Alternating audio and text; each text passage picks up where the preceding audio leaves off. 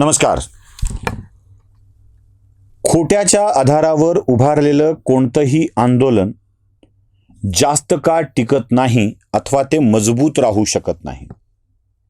लोकांना भुलवून फसवून एकत्रित करता येऊ शकतं, पण हे एकत्रित आलेले लोक नियंत्रित ठेवून त्यांना आपल्याशी जोडून ठेवणं कठीण असतं. आणि या झुरळांच्या आंदोलनात नेमकं हेच होऊ लागलं आहे. झुरळांच्या आंदोलनामध्ये आता एक एक गोष्टी गळून पडू लागलेल्या आहेत. या चिखलाच्या टिऱ्या नेहमीच गळून पडणार आहेत, पण इथे टिऱ्या नाही आहेत, तर या झुरळाचे एक एक पाय आता झडू लागलेले आहेत, गळू लागलेले आहेत. आणि हे झडणं, हे गळणं लक्षात ठेवा, या झुरळाच्या आंदोलनाला संपविणारं असेल, पण तोवर हे झुरळ उत्पात माजवणार आहे, या देशात नुकसान करणार आहे. या नुकसानीला आवर्ता आलं पाहिजे. झुरळाचे पाय खोटे कसे हे जरा नीट समजून घेणं आवश्यक आहे, आणि कसे गळतायत ते पण मी तुम्हाला सांगतो.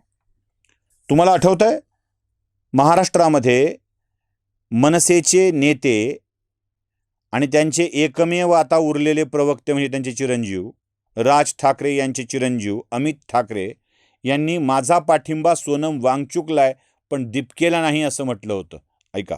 एक तर माझा सोनम वांगचुकांना संपूर्ण पाठिंबा आहे, पण माझा दीपकेला पाठिंबा नाही. ज्या लेवलला मी दीपकेला बघतो दररोज, की सोनम वांगचुक सारखा एक मोठा व्यक्ती, भारतातलं एक मोठं नाव तुमच्या पाठी उपोषणाला बसलोय, आणि तुम्ही त्याच्यासमोर ते प्रवक्ते असतील किंवा कोण असतील नाचतायत, तुम्ही रील्स करताय, तुम्ही नाटकी करताय, हे मला अजिबात पटलं नाही. आणि हेच जाऊन त्या दीपकेच्या अंगावर पडू पडू त्याला पाठिंबा देत होते. तोही व्हिडिओ बघा.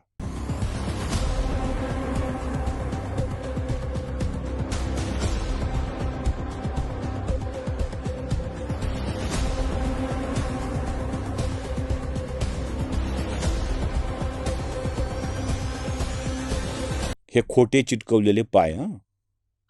नंबर 2, याआधी दीपके हा संघाचा माणूस आहे. त्याच्या हातातलं पुस्तक हे संघाच्या संस्थेने प्रकाशित केलेलं आहे.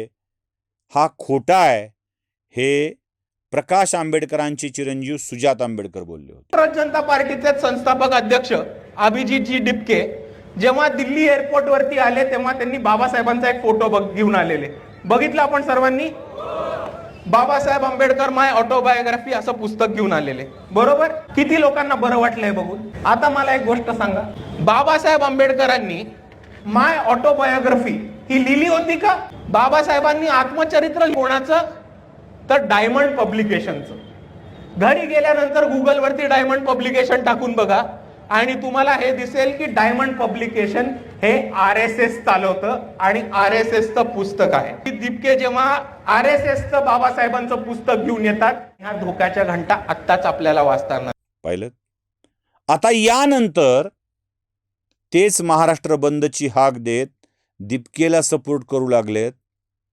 हे चिकटवलेले पाय आहेत, चिकटवलेले पाय आहेत.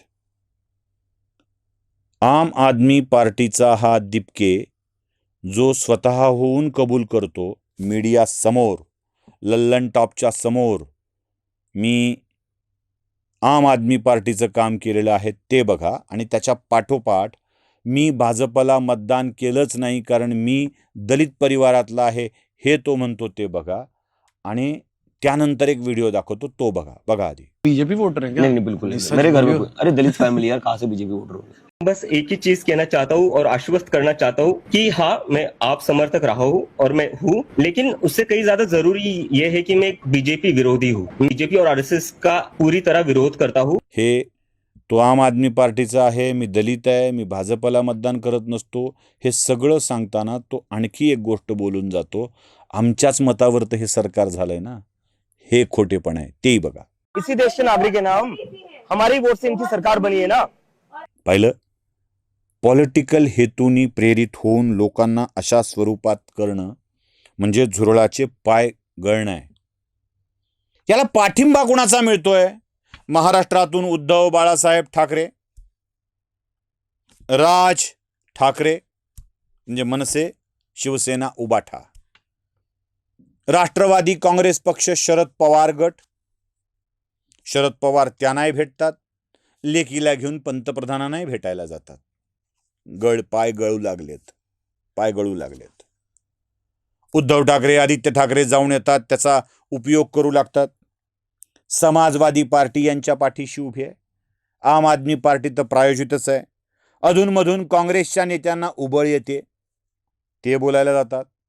या सगळ्यांना काय करायचं माहीत आहे? या सगळ्यांना या देशात एक बंड, द्रोह, देशाविरुद्धची लढाई उभी राहते का हे करायचं, हा प्रयत्न आहे. सरकार विरोधात म्हणता देशात काही अगळीक घडते का हे त्यांना बघण्याचा प्रयत्न आहे. आणि ज्यांना हे घडवायचंय ते त्याच्या पाठीमागं उभे आहे. आणि या सगळ्या खोट्या पायांना घेऊन झुरळ चालताय. मी तर एक व्हिडिओ काल केलाय, तुम्ही बघितला असेल तो.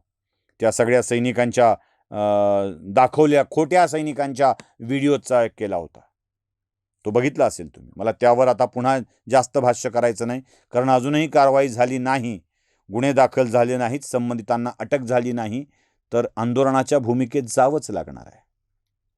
त्याच्या पुढे दाखवतो. पाय गळू लागले. तो विजेता दहिया, त्याने मरणाचा मार खाल्ला, शिव्या खाल्ल्या लोकांच्या, काय बर्गर खाण्याबद्दल. आणि हा विजेता दहिया आता दिपकेच्या विरोधात बोलू लागलाय. काय बोललाय का?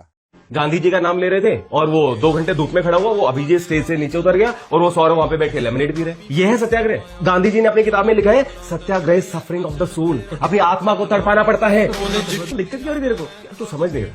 तू ये देख ले, वो अभिजीत कौन सी किताब लेके आया अपने हाथ में, देखा तूने? अम्बेडकर किताब थी, उसमें क्या दिक्कत है? पहले गांधी जी अम्बेडकर. अरे यार तू समझ नहीं रहा. डॉक्टर अम्बेडकर ने माई ऑटोबायोग्राफी नाम से कभी कोई किताब लिखी नहीं लिखी. पर उस किताब में जो राइटिंग आइडियोलॉजी वो टोटली अम्बेडकर से ही मैच करती है. You are not getting the point. उसका पब्लिशर पता है कौन है?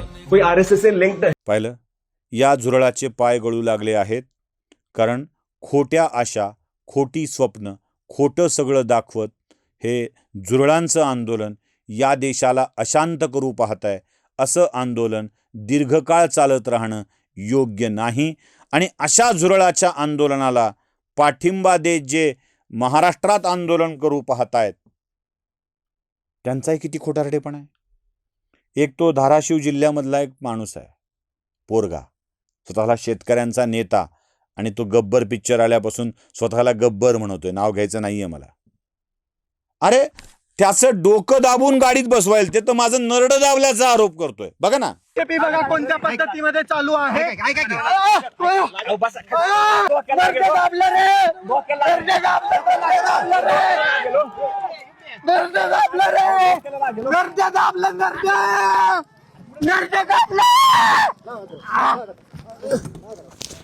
पाहिलं, हे असं सगळं फेकवर उभं राहत आहे.